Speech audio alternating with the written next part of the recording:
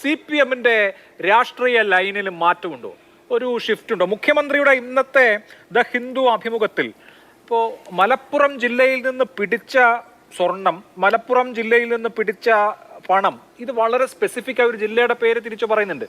ഇപ്പോൾ പല എയർപോർട്ട് വഴിയും സ്വർണ്ണക്കടത്ത് നടത്തുന്നുണ്ട്. തിരുവനന്തപുരം എയർപോർട്ട് വഴിയാണ് നമ്മുടെ ഏറ്റവും പ്രമാദമായ സ്വർണ്ണക്കടത്ത് നടന്നത്.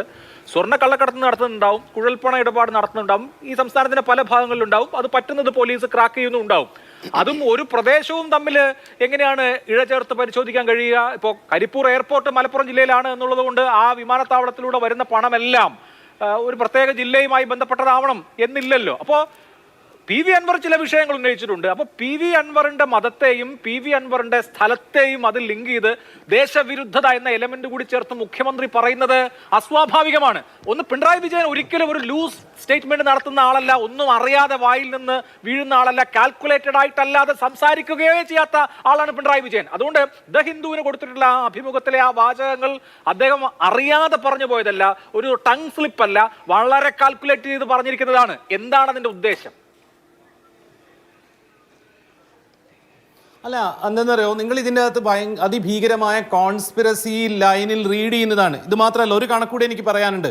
അതായത് ആ ഇൻ്റർവ്യൂവിൻ്റെ ടൈറ്റിലും അതിൻ്റെ ഫോക്കസും എന്താണെന്ന് CPIM എന്നുള്ള പാർട്ടിയാണ് ഇന്ത്യയിലും കേരളത്തിലും സംഘപരിവാറിനെതിരെ ഏറ്റവും കണിശമായ നിലപാടെടുക്കുന്നതെന്ന് തന്നെയാണ് മുഖ്യമന്ത്രി അതിൽ പറയുന്നത്.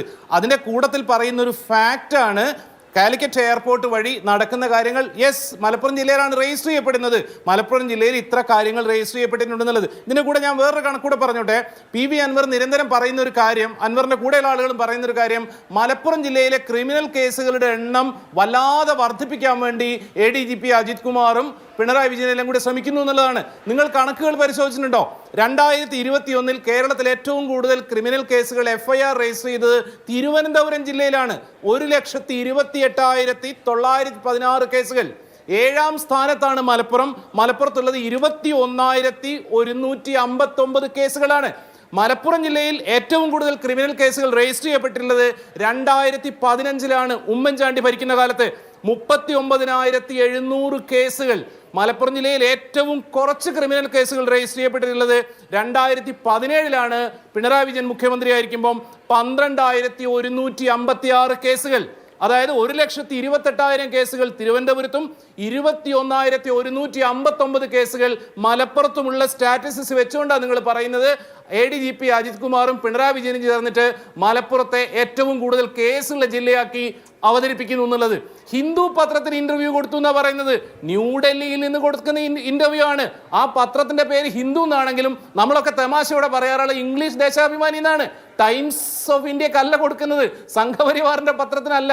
അതിൽ കൃത്യമായിട്ട് വലിയൊരു ടോക്കിനിടയിൽ കുറെ കാര്യങ്ങൾ പറയുന്ന കൂട്ടത്തിൽ കണ്ടിട്ടില്ല. ഇവിടെ ഒന്ന് ശ്രീ പ്രേംകുമാർ, താങ്കൾ ഈ പറഞ്ഞ കണക്ക്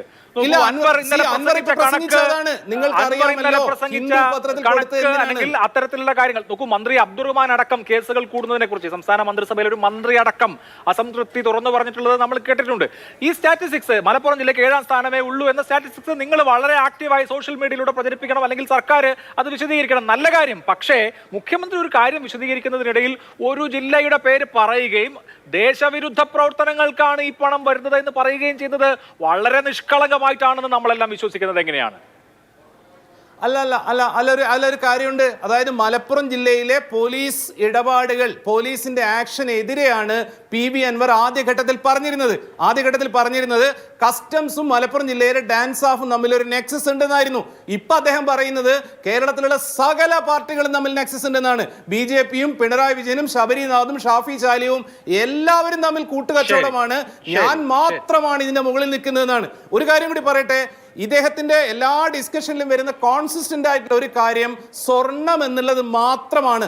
ഇന്നലെ ഒടുവിൽ പുലിയുടെയും ആനയുടെയും കഥ പറഞ്ഞിട്ട് അവസാനം അദ്ദേഹം പറയുന്നത് റോഹിംഗ്യൻ അഭയാർത്ഥികൾക്കെതിരെയുള്ള ആക്ഷന്റെ പിന്നിലുണ്ടായിരുന്നത് സ്വർണ്ണ ഖനനമായിരുന്നു എന്നാ. അതായത് നിലമ്പൂരിലാണ് കേരളത്തിൽ സ്വർണ്ണ നിക്ഷേപം ഉള്ളത്, വയനാട്ടിലാണ് പണ്ട് സ്വർണ്ണ ഖനനം നടന്നിരുന്നത്. എന്ത് പറഞ്ഞാലും PV അൻവർ വിചിത്രമായി ചെന്നെത്തുന്നത് സ്വർണ്ണം